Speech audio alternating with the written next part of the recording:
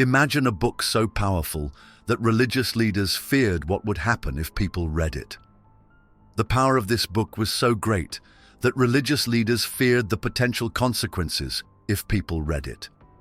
It tells a different story about Jesus Christ, a version so shocking that it was banned, hidden, and forgotten for centuries. But today, that story is resurfacing, and once you hear it, you'll never see the world the same way again. We call this ancient book the Tripartite Tractate, a lost Gnostic text. Unlike the stories told in the Bible today, this book describes a secret group of beings who incarnated with Christ. They had a mission. Some came to help free humanity from an invisible prison. Some became disoriented and lost their identity.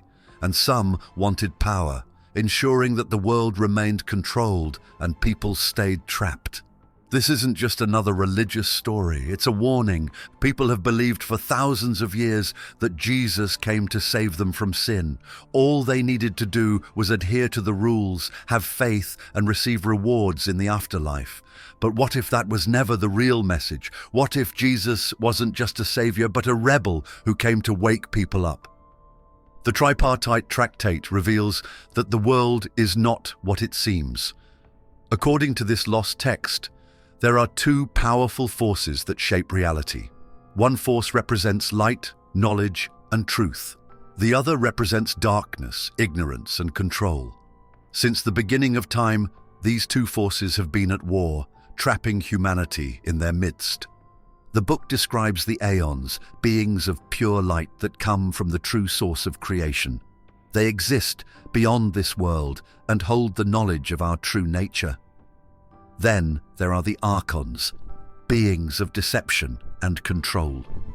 They shape the physical world, creating systems of power and illusion to keep souls trapped in ignorance. This text suggests that the God worshipped in many religions today is not the true creator, but one of these controlling forces. This deity desires for people to remain obedient, oblivious to their own power. And Jesus, he came to break the system, to reveal the truth, and to guide people back to the source of all existence. But he did not come alone. According to this lost book, when Jesus incarnated, so did others. These beings came from beyond the material world, each with a different purpose. Some came with full knowledge of who they were, ready to assist in waking people up. Others forgot their purpose, becoming lost in earthly distractions. And then there were those who wanted power, who chose to align with the forces of control rather than fight against them.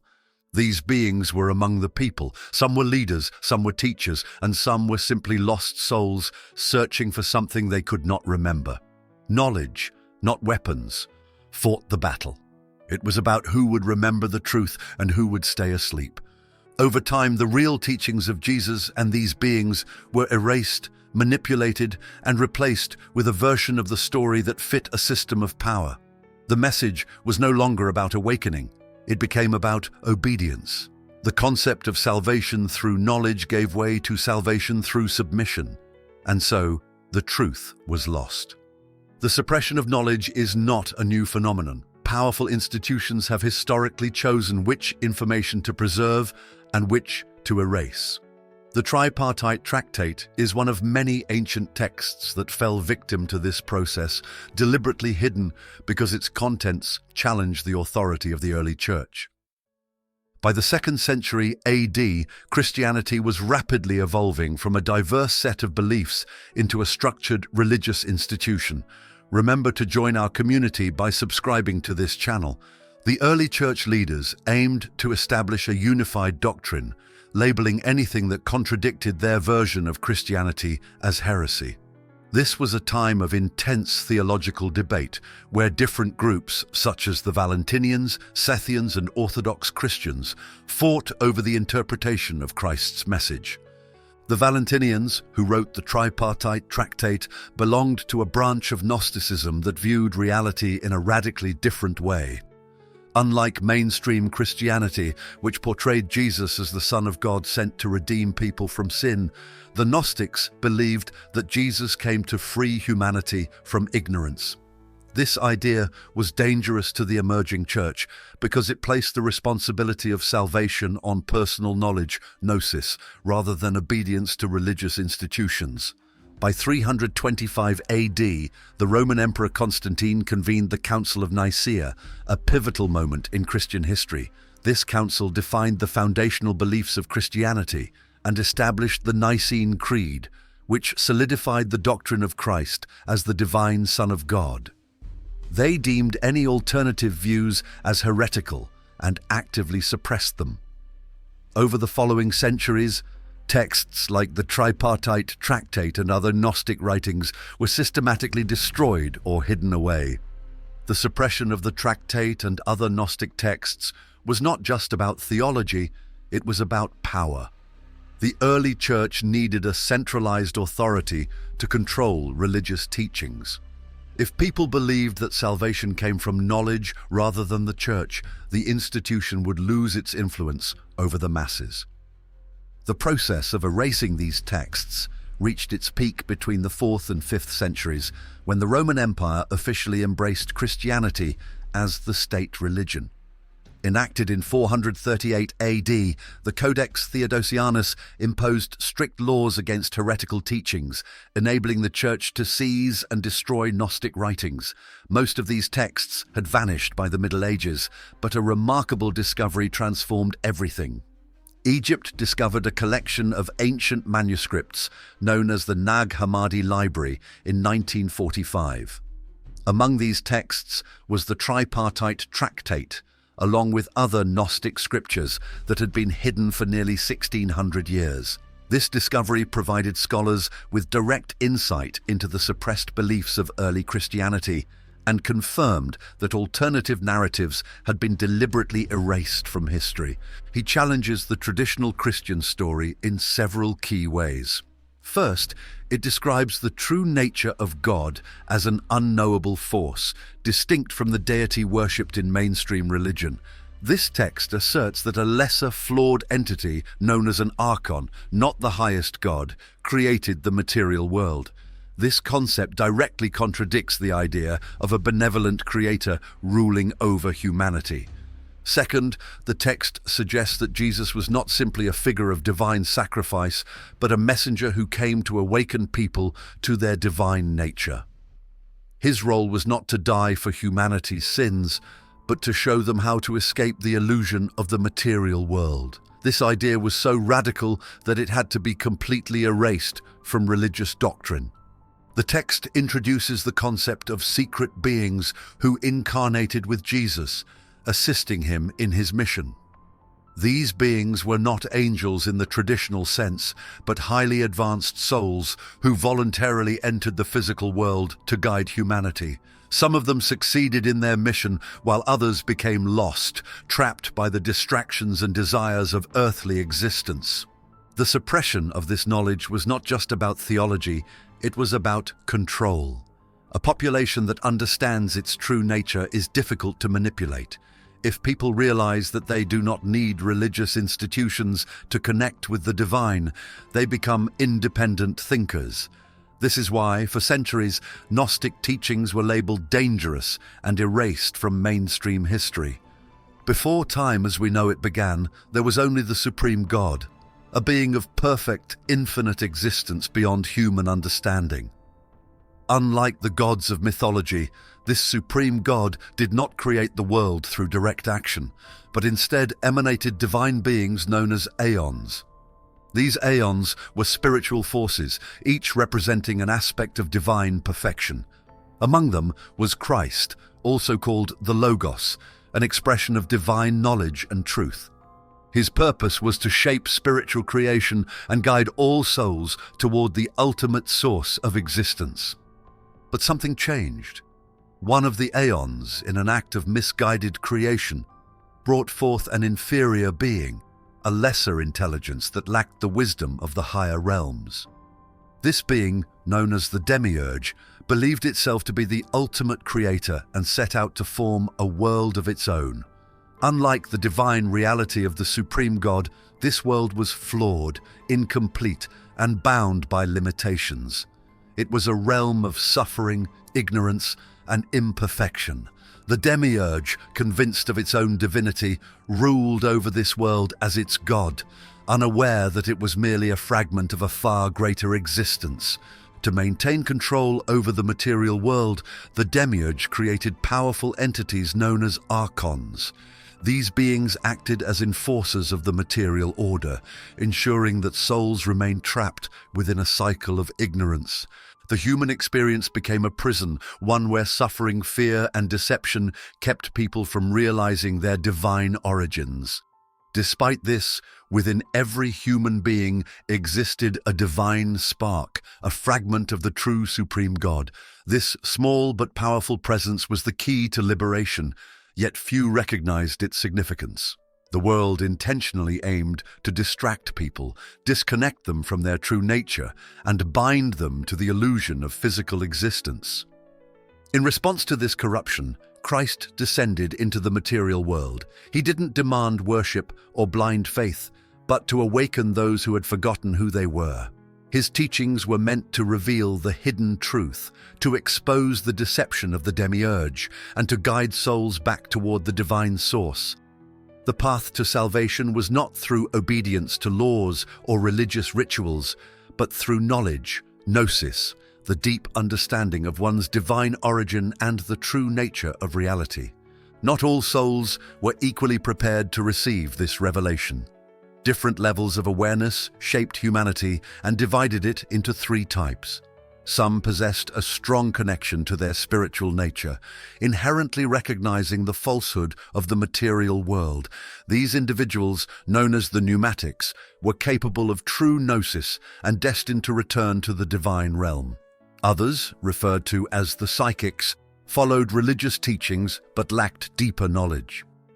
They were well-intentioned but unable to fully grasp the nature of their imprisonment. Their fate depended on whether they sought truth beyond the doctrines imposed upon them. The third group, known as the helics, remained entirely consumed by the physical world, focused only on material desires and temporary pleasures. Trapped within the illusion, they had little chance of spiritual liberation. The ideas found in Gnosticism, particularly those expressed in the tripartite tractate, have not faded into obscurity. Instead, they continue to shape modern culture, philosophy, and even popular entertainment. Are you enjoying the story? Support our channel by clicking the subscribe button. Books, films, and discussions about reality, technology, and spirituality often incorporate many of the core concepts from these ancient teachings. Though often hidden beneath layers of symbolism, Gnostic thought still influences how people think about the nature of existence. One of the most famous Gnostic ideas is that the world we see is an illusion created to keep humanity from understanding a greater truth. Numerous modern works, particularly in science fiction, have explored this concept. Films such as The Matrix and Blade Runner present worlds where reality is not what it appears to be, echoing the Gnostic belief that the material world is a prison designed to deceive.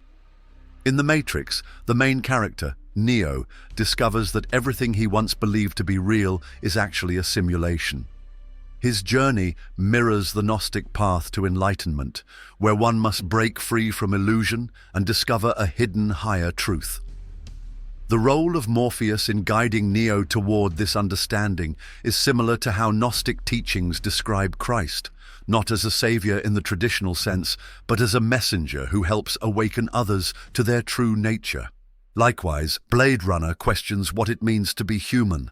The film explores the idea that consciousness and identity are not necessarily tied to physical form, reflecting Gnostic teachings about the divine spark within every being.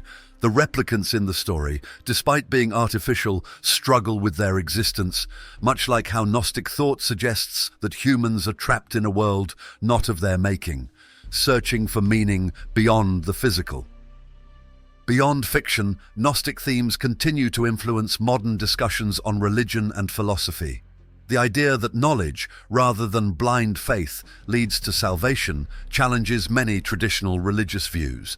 This debate is still alive today, particularly in discussions about spiritual awakening, self-discovery, and questioning authority.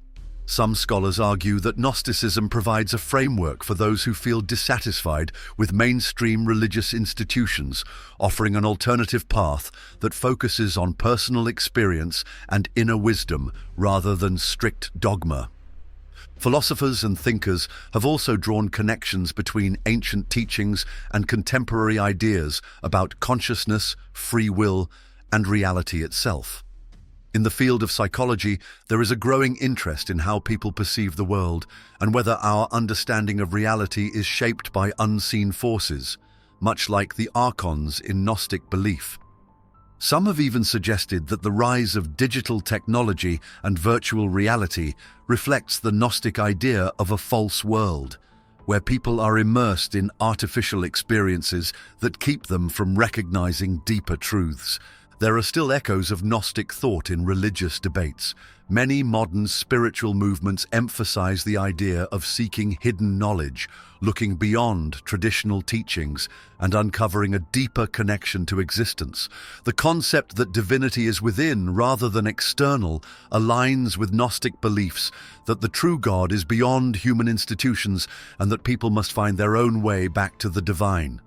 The tractate is more than just an ancient text. It is a key to understanding a hidden perspective on reality, one that challenges the way people view existence, faith, and personal enlightenment. Its teachings reveal a world built on deception, where the physical realm is nothing more than a carefully constructed illusion designed to keep humanity from recognizing its true nature. Through its words, a different version of history unfolds, one that suggests Jesus was not simply a savior, but a guide, showing the way to escape ignorance and reclaim spiritual freedom. The suppression of these ideas was not accidental. Those in power, from religious institutions to ruling empires, understood that allowing people to seek knowledge rather than follow blind obedience would threaten the established order. As centuries passed, this knowledge was buried, hidden away in forbidden texts, erased from public teachings, and replaced with doctrines that reinforced submission rather than self-discovery.